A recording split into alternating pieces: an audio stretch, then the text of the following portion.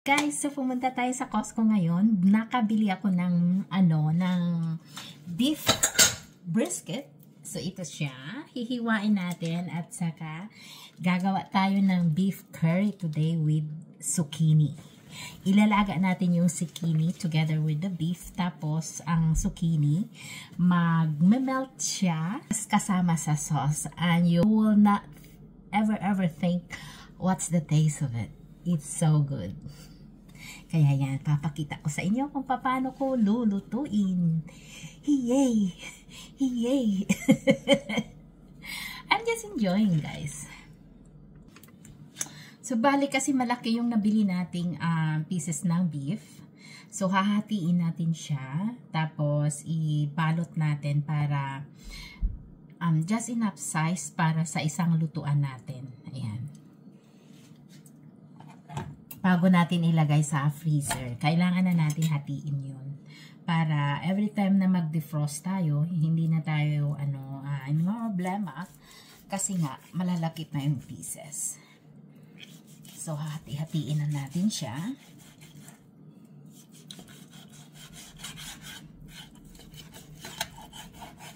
So, ito na guys, malaki na ito. For 3 people to eat, marami na ito, marami nang matira dito.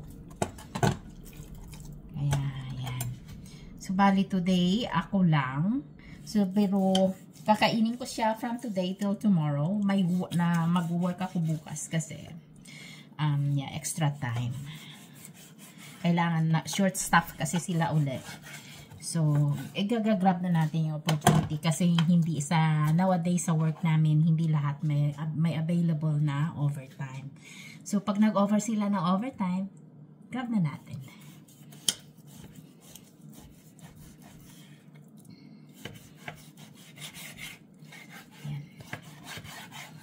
Siya guys. So, pero alam mo yung nabili kong beef ngayon, mura na ito. Kasi it is like around $48. Pero malaki siya guys, ilang lutuan. Ayan. So ito. Gusto ko yung itong part ng beef kasi pwede mo siyang gagawin pang beef steak, stew, panglaga, and then it's either you're gonna cut it into stripe either for your stir fry. It is okay. So ito yung lulutuin natin ngayon kasi ako lang naman. Kaya yan. So bali yung isang pack na yun na malaki, hinati ko siya 1, 2, 3, 4, 5, 6 na portion siya guys. So, bali 6 na lutuan. This is really a good deal na. Kasi, $48 lang siya at magandang part ng beef. So, ilalagay na natin siya sa freezer. Kasi, natapos na natin siya i-portion. So, freeze na natin. Meron kaming doon, pang vacuum sealed para sa namin sa preserve ng food, pero dito ko na lang ilagay sa ziplock. Pwede naman siguro. Pwede naman guys. Lagay na natin. Ito na siya guys, ilalagay natin sa freezer. So ito yung freezer namin dito sa basement. Yan siya.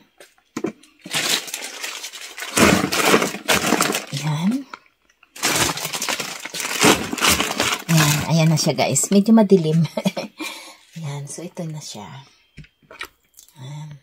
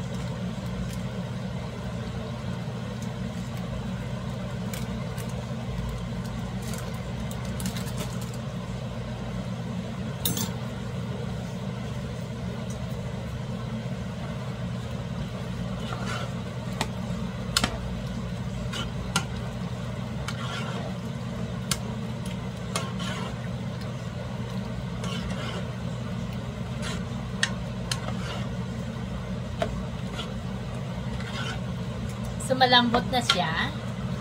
So, nilagay ko na yung curry. Nagpalit tayo ng ano guys, ng pot kasi dumikit siya.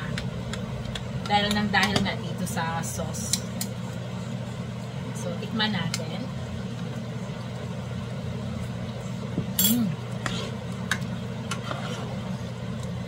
Sarap.